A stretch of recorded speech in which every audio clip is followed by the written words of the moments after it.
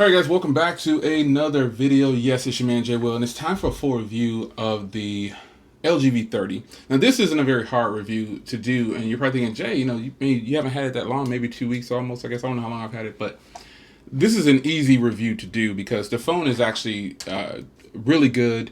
It just, to me, I only found one drawback.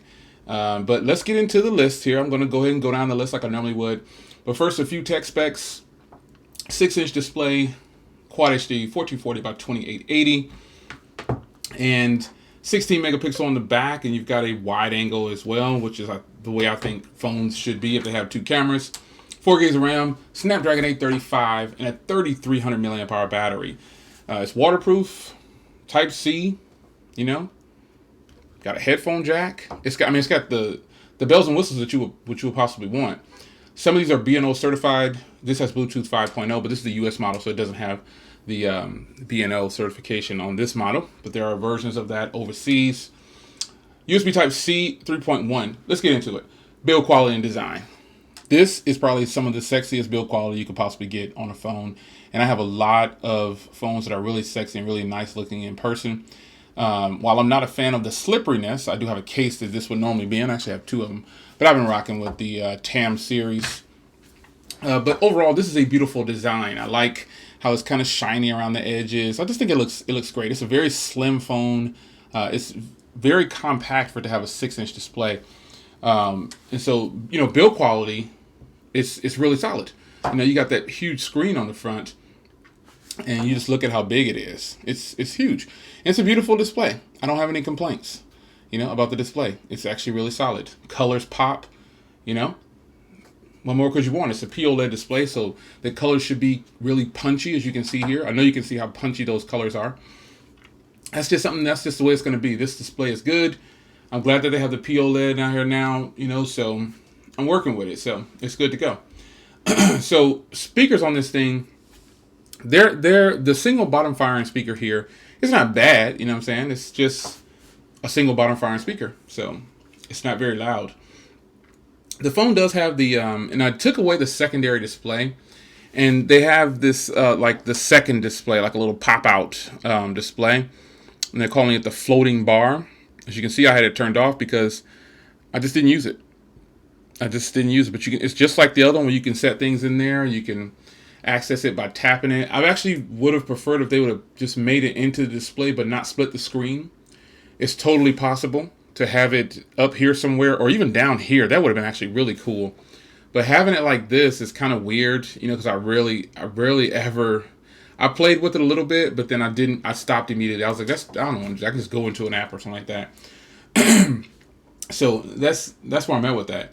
Cameras on here is the only place where I found a weakness, and it was just the front camera. The front camera on this phone, I beat that horse up.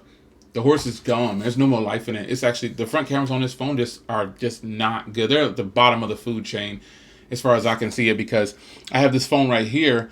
This is the Essential phone, and this one's supposed to have a really bad front camera, but it's better than this camera. And this camera right here is just a little knockoff. What am I saying? It's not a knockoff. That's the Xiaomi. My bad, folks. My mind was somewhere else. This phone right here is supposed to have a bad front camera, but it actually looks better than this camera. And this phone right here is supposed to have a really weak front camera, but it also looks better than this camera. So the front camera, that conversation is so dead. We have beat it down. It's just not a good front camera. LG, you've got to do better with that. Software, though, I don't have a problem with LG software. Some people say that the software is really bad. I just don't have a problem with it, man. I don't see a problem with it. It's fast, it's fluid, and it's good. Either you like, it's one of those, either you like it or you don't like it type deals. So that's where it's at. So as far as battery life goes on this thing, I'm able to pull down between 5.5 and 6 hours of screen on time on every charge. However, it doesn't last more than, in my experience, now it won't last like this for you. You'll get more battery than this more than likely, but it only lasts me about just under a day. You know, like 22 to 23 hours or something like that. And then I have to put it on the charger. When I've got other phones with smaller batteries that can last well over a day. Performance on here, it is running 7.1.2, I believe it is. And, you know, it's cool, man. It's no hiccups or anything. And it just works. It's pretty smooth, pretty fluid. I don't really haven't complained about it. The only complaint, one of the major complaints I have about this phone is the price. Reason being, because like I said earlier, this phone right here has much better cameras on the front, but it only costs $200. This phone costs $800. Yeah, you know, this phone right here is now $500, but it's got a better camera. And this camera doesn't even it's supposed to not even have a strong camera at all. But you know, again, it's just a matter of what they need to do with they need to take their time and do it. $800 for this phone, you know, it's not worth $800. Obviously, I feel like that at this point. It's a good phone, but it's not an $800 phone. And it's about a $699. You're probably thinking, Jay, that's only $100. Yeah, I knocked $100 off of that front camera because it is super lame. Everything else about this phone, I genuinely like it. The rear camera with the wide angle shots, it is just awesome. I really enjoy it. So that's my take on the LG V30. I don't like the price and I don't like the front camera. So what can you do? It's your man Jay Will, full review for the LG V30. I'll see you in the next one. Take care.